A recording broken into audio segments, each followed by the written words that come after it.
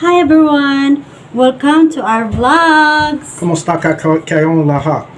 Hi! Hello! Magandang araw! Tingnan nyo naman yung eyes ko.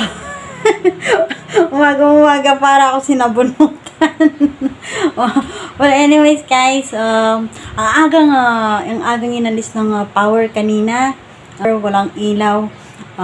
Kaya nagising kaming lahat. Ako, si James, si Junjun, at yung mga bata. Heto si James, kasama ko na siya. Kumusta kayo? How's your sleep, babe? It was good. It was good. So this morning, they turn off the light. Yes. Yeah. It's early. It's 4 a.m. Then all of us woke. Even the kids, they woke because they sweat. Yeah. Then after that, did you sleep right? Yeah, I slept after, but I think I slept before the lights came on. I went to sleep. Yeah, because I know you still have a jet lag until now. A little jet lag. Yeah, a little jet lag. Yeah, and the difference of the time. time here in the Philippines and US. Yeah. So I woke up at 2 o'clock in the morning. So how's your nose? You feel better now? No, it's just a little stuffy, a little runny. Yeah, you feel you get cold because of the climate change. Yeah. Yeah, sometimes cold here and so hot.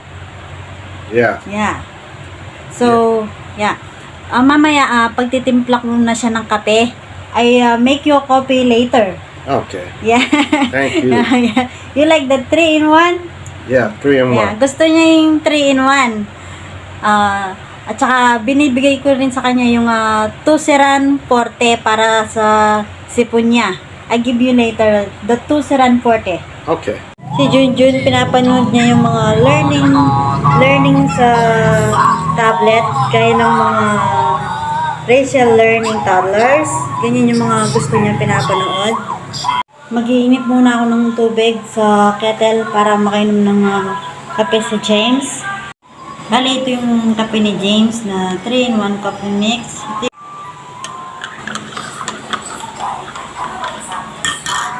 Luluto ako ngayon ng Mickey Pancit Canton.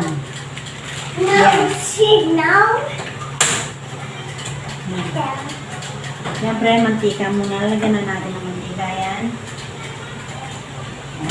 2 kutsara.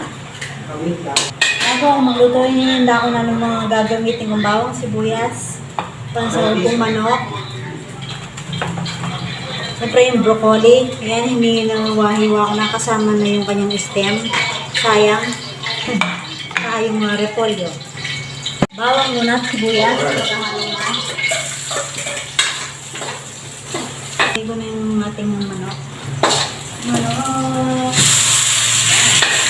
Manok. Lagyan ko na ng patis sa 2 kutsara. Okay. Now, thank you. Takpan. Buksan na natin. Ayan. Brown na yung ating manok. Lagyan na natin ng tubig galing sa nawasa.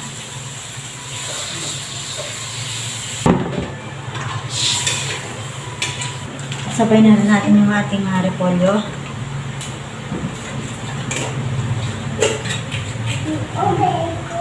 Mix together. Takpan muna natin at saka natin ilagay ating Mickey Canton. Ilalagay ko na ang ating Mickey Canton. Madali lang naman maluto ito.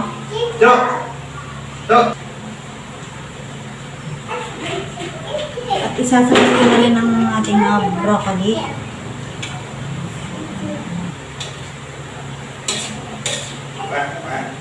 Alright, Takpan. Ayan, luto na ang ating Mickey Canton. Sakto lang yung ating broccoli, hindi naman siya na-overcook.